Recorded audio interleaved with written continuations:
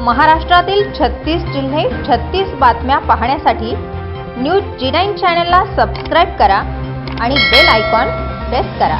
हाक तुमची साथ आमची 36 जिल्हे 36 बातम्या न्यूज जी9 महाराष्ट्र, उत्तर तुमच्या प्रश्नांचे। पूजा चव्हाणच्या मृत्यूचे सत्य बाहेर येण्यासाठी सीबीआय चौकशी करून निष्पक्षपातीपणाने चौकशी करा अशी मागणी भूमाता ब्रिगेडच्या तृप्ती देसाई यांनी केलेली आहे। तृप्ती देसाई यांनी पूजा चव्हाणच्या कुटुंबियांची वसंतनगर येथे भेट घेऊन सांत्वन केले। यावेळी बोलताना त्या म्हणाल्या की पूजाच्या मृत्यूला 2 आठवडे उलटले आहेत, मात्र पोलिसांच्या हाती ठोस असं काहीही लागलेलं नाही। त्यामुळे विरोधकांकडून ठाकरे सरकारवर टीका होत आहे। यावेळी त्यांनी आपण पूजाला न्याय मिळावा यासाठी प्रयत्न करणार आहोत असे देखील सांगितले। राज्यातील एखादा मंत्री गायब कसा होऊ शकतो असा प्रश्न उपस्थित करून या प्रकरणातील दोषींवर तत्काळ गुन्हे दाखल करावे अशी मागणी देखील त्यांनी यावेळी केली। तसेच या प्रकरणातील सत्य बाहेर यायला पाहिजे यासाठी सीबीआय चौकशी करावी असे देखील त्या म्हणाल्या।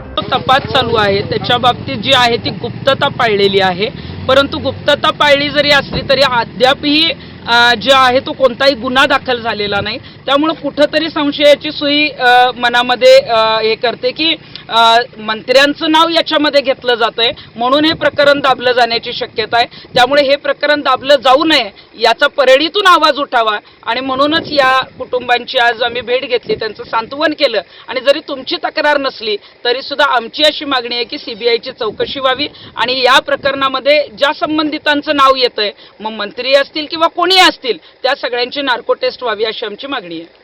कुटुंब काही दहशतीत वाटतं? कुटुंबांना मी किंवा तिच्या वडिलांना जेव्हा विचारलं की आपण कोणाच्या दबावाखाली आहात का, तर त्यांचं म्हणणं आहे की आम्ही काही दबावाखाली नाही, परंतु ज्या पद्धतीनं तिथं सगळं वातावरण होतं निश्चितच मोठा दबाव त्यांच्यावर आहे, कारण सत्य बाहेर येऊ नये यासाठी मोठा प्रयत्न कोणाकडून तरी मोठ्या वरिष्ठ नेत्याकडून केला जातोय। तुमची आता काय मागणी राहिली या सर्व प्रकरणाला? या सर्व प्रकरणात पूजा चव्हाण हिच्या मृत्यू प्रकरणात जे काही आहे ते सत्य समोर आलं पाहिजे आणि यासाठी पुणे पोलिसांनी जो आहे तो तपास केलाच पाहिजे।